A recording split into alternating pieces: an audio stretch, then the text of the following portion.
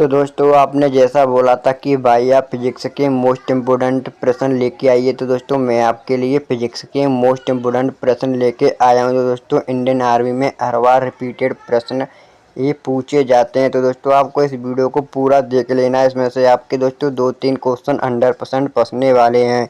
तो चलिए दोस्तों बिना किसी देरी के वीडियो को शुरू करते हैं।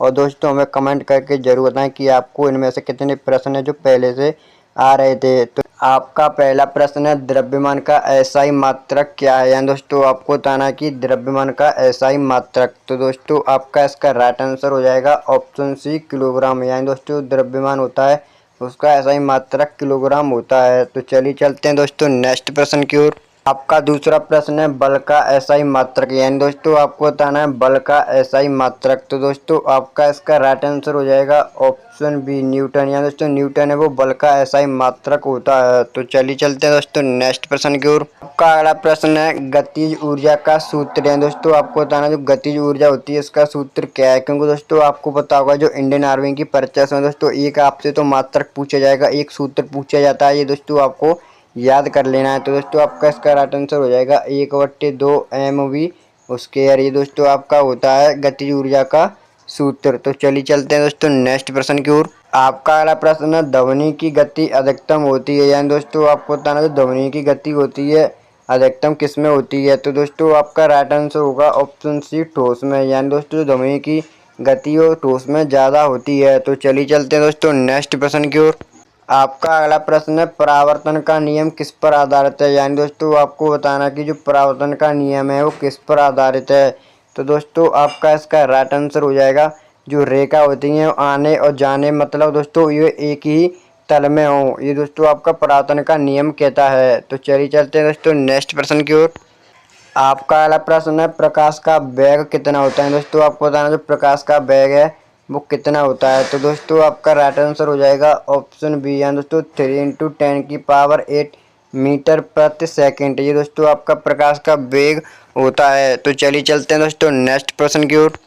आपका अगला प्रश्न है, ऊष्मा का एसआई मात्रक। यानी दोस्तों आपको बताना है ऊष्मा का एसआई मात्रक क्या है। तो दोस्तों ये प्रश्न मैं आपके लिए छोड़ रहा हूँ, इसका दोस्तों आपको कमेंट में जवाब बताना है। क्योंकि दोस्तों आपको पता होगा अगर इंडियन आर्मी की या दोस्तों आप किसी भी सरकारी एग्जाम की तैयारी कर रहे हो तो इस प्रश्न का आसानी से आप जवाब दे सकते हो। अगर दोस्तों आपसे नहीं आए तो मुझे कमेंट करके भी पूछ सकते हो। तो चलिए चलते हैं दोस्तों नेक्स्ट प्रश्न की ओर। आपका अगला प्रश्न है, विद्युत धारा का मात्रक क्या है। दोस्तों आपको बताना जो विद्युत धारा होती है उसका मात्रक। तो दोस्तों आपका राइट आंसर हो जाएगा ऑप्शन सी, यानी दोस्तों जो विद्युत धारा उसका मात्रक होता है एम्पियर। तो चलिए चलते हैं दोस्तों नेक्स्ट प्रश्न की ओर। आपका अगला प्रश्न है, ध्वनि को सुनने की मानव सीमा क्या है। यानी दोस्तों आपको बताना जो ध्वनि सुनने की मानव की सीमा है वो कितनी होती है। तो दोस्तों आपका राइट आंसर होगा ऑप्शन ए, 20 अर्टज से 20,000 अर्टज तक। तो चलिए चलते हैं दोस्तों नेक्स्ट प्रश्न की ओर। आपका अगला प्रश्न है, दाब का एसआई मात्रक क्या होता है। दोस्तों आपको बताना जो दाब है उसका एसआई मात्रक। तो दोस्तों आपका इसका राइट आंसर होगा पास्कल। यानी दोस्तों दाब का एसआई मात्रक क्या होता है, पास्कल होता है। ये दोस्तों आपको याद रखना है। तो चलिए चलते हैं दोस्तों नेक्स्ट प्रश्न की ओर।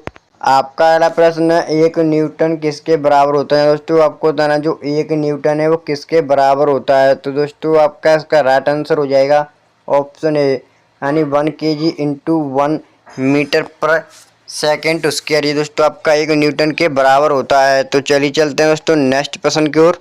आपका अगला प्रश्न है, दर्पण में बनने वाली उल्टी परावर्तित छवि को क्या कहते हैं। यानी दोस्तों आपको बताना जो दर्पण में उल्टी बनने वाली और परावर्तित छवि को क्या कहते हैं। तो आपका राइट आंसर होगा ऑप्शन बी, यानी दोस्तों आभासी। तो चलिए चलते हैं दोस्तों नेक्स्ट प्रश्न की ओर। आपका अगला प्रश्न है, विद्युत प्रतिरोध का एसआई मात्रक क्या है। दोस्तों आपको बताना जो विद्युत प्रतिरोध होता है इसका एसआई मात्रक। तो आपका राइट आंसर हो जाएगा दोस्तों ऑप्शन सी, यानी जो ओम है वो दोस्तों विद्युत प्रतिरोध का मात्रक होता है। तो चलिए चलते हैं दोस्तों नेक्स्ट प्रश्न की ओर। आपका अगला प्रश्न है, जल का अधिकतम घनत्व किस तापमान पर होता है। दोस्तों आपको बताना जो जल होता है उसका अधिकतम घनत्व किस तापमान पर रहता है। तो आपका राइट आंसर हो जाएगा दोस्तों ऑप्शन सी, 4 सेल्सियस डिग्री। तो चलिए चलते हैं दोस्तों नेक्स्ट प्रश्न की ओर। आपका अगला प्रश्न है, कोई वस्तु तैरती है क्योंकि। यहाँ दोस्तों आपको बताना जो दोस्तों कोई वस्तु तैरती है पानी पर तो दोस्तों उस पर क्या प्रभाव पड़ता है। तो दोस्तों आपका इसका राइट आंसर होगा ऑप्शन डी। यानी दोस्तों उस पर अपतन बल भार से अधिक होता है। क्या दोस्तों, जो अपतन बल होता है वो भार से ज़्यादा होता है। तो चलिए चलते हैं दोस्तों नेक्स्ट प्रश्न की ओर।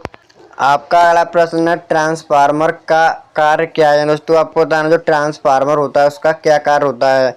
तो आपका राइट आंसर हो जाएगा दोस्तों ऑप्शन बी, यानी वोल्टेज बढ़ाना या घटाना। ये दोस्तों किसका कार्य होता है, ट्रांसफार्मर का। तो चलिए चलते हैं दोस्तों नेक्स्ट प्रश्न की ओर।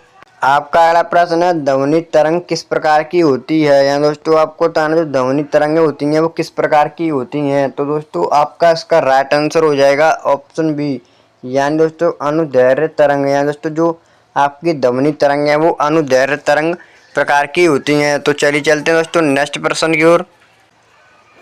आपका अगला प्रश्न है पराबैंगनी किरणें किससे उत्पन्न होती हैं। दोस्तों आपको बताना जो पराबैंगनी किरणें हैं वो किसके द्वारा उत्पन्न होती हैं।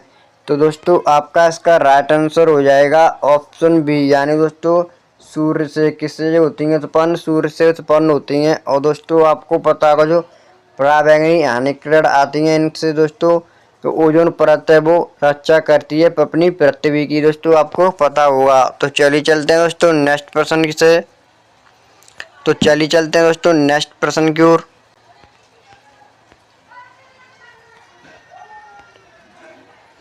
आपका अगला प्रश्न है ओम का नियम क्या है। एंड दोस्तों आपको बताना जो ओम का नियम है इसमें से कौन सा ओम का नियम है।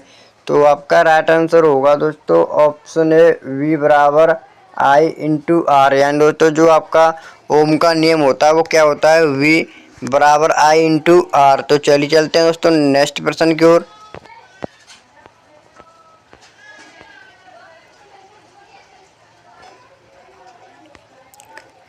आपका अगला प्रश्न है बल्ब में फिलामेंट किसका बना होता है। दोस्तों जो बल्ब होता है उसमें फिलामेंट है वो किसका बना होता है, ये दोस्तों आपको बताना है। तो आपका राइट आंसर हो जाएगा ऑप्शन सी टंगस्टन। यानी दोस्तों जो बल्ब में आपका फिलामेंट है वो टंगस्टन का बना होता है। तो चलिए चलते हैं दोस्तों नेक्स्ट प्रश्न की ओर।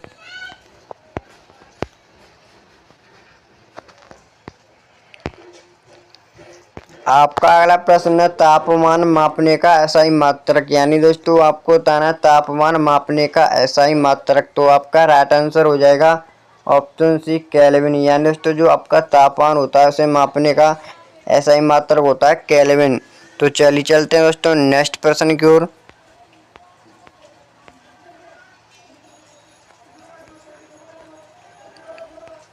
आपका अगला प्रश्न है प्रकाश का अपवर्तन किसके कारण होता है। यानी दोस्तों आपने कई बार सुना होगा कि प्रकाश का अपवर्तन, यानी दोस्तों आपने कई बार सुना होगा प्रकाश का अपवर्तन। यानी दोस्तों आपने ये भी आपके अंदर यानी डाउट हो रहा होगा कि दोस्तों ये होता किसके कारण है। तो दोस्तों आपका इसका राइट आंसर होगा वेग में परिवर्तन। यानी दोस्तों जो वेग होता है उसमें परिवर्तन हो जाता है, उसी के कारण दोस्तों आपका प्रकाश का अपवर्तन होता है। तो चलिए चलते हैं दोस्तों नेक्स्ट प्रश्न की ओर।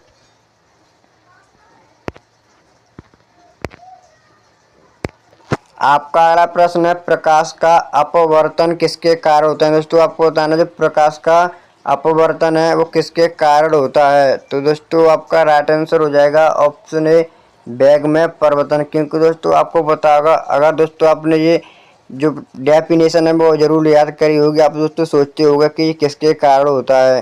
तो दोस्तों अब आपको याद रख लेना ये वेग में परिवर्तन हो जाता है, तो इसी के कारण दोस्तों प्रकाश है उसका अपवर्तन हो जाता है। तो चलिए चलते हैं दोस्तों नेक्स्ट प्रश्न की ओर।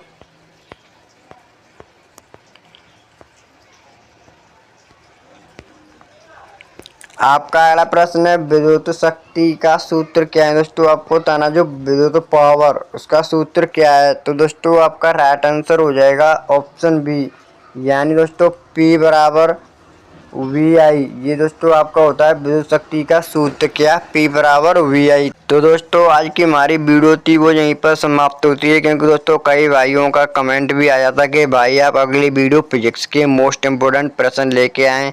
तो दोस्तों मैं आपके लिए लेके आया हूँ। अगर दोस्तों आपको वीडियो अच्छी लगी हो तो वीडियो को लाइक और वीडियो को शेयर करना नहीं भूलना है, और चैनल को सब्सक्राइब जरूर कर लेना है। और दोस्तों हमें कमेंट करके जरूर बताएं कि आपका इस वीडियो में कितना स्कोर आया है। तो चलिए मिलते हैं दोस्तों अगली वीडियो में। जय हिंद जय भारत। और दोस्तों आप अगली वीडियो किस टॉपिक पे चाहते हैं ये हमें कमेंट करके ज़रूर बताएं।